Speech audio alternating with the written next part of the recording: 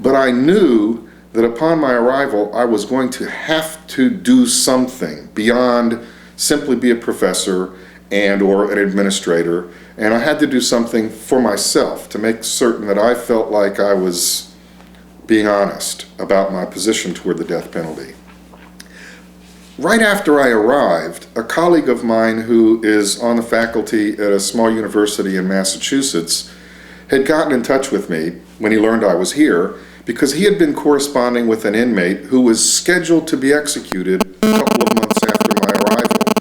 This inmate had had a long series of delays associated with his execution. One of the delays was caused by his request to have his execution televised.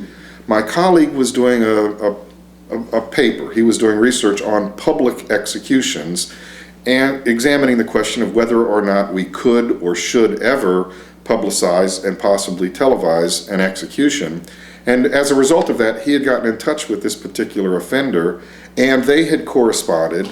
And so my colleague called me and asked me if there was any way I could get him access to witness the execution. And I didn't know. At that time, I didn't know what kind of power the College of Criminal Justice wielded in this community. And so as soon as I called the Texas prison system and asked them, they said, sure, we'll get you in, we'll get him in, and if you'd like, you can witness as well.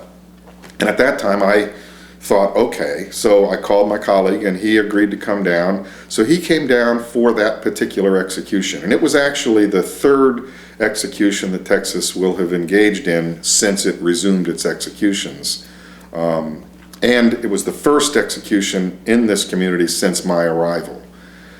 I met with my colleague, and the executions were at midnight. We met at about 10 o'clock, and we talked a little bit about what to expect, and neither of us had any idea what to expect.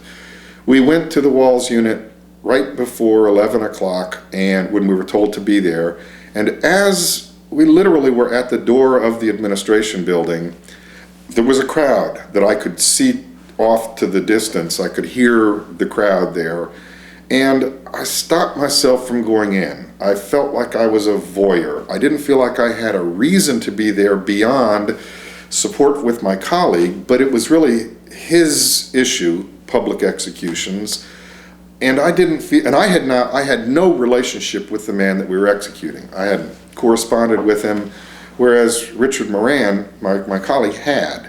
And I stopped and I said, Richard, I can't go in. And he stopped and he said, wait for me and we'll talk afterwards. So he went in and witnessed the execution. I went to the corner and stood quietly and did my first unplanned vigil. I didn't know what it was that I was going to do upon my arrival, but at that moment I decided I was going to be doing a vigil. I didn't call it that. I called it a protest. At that moment in my life, I was an intellectual agnostic. My parents were not religious people. I had been baptized Methodist, I think, but never really had a very, very strong calling to any particular faith system. When I was in 6th grade, apparently I went through a period when I thought I was going to become a priest or something. I don't have vivid memory of this, but my mother reminds me of it. But at that time in my life, I was an intellectual agnostic. I had been trained in the sciences and as a scholar to try to remain neutral and objective about life and to be able to study life objectively.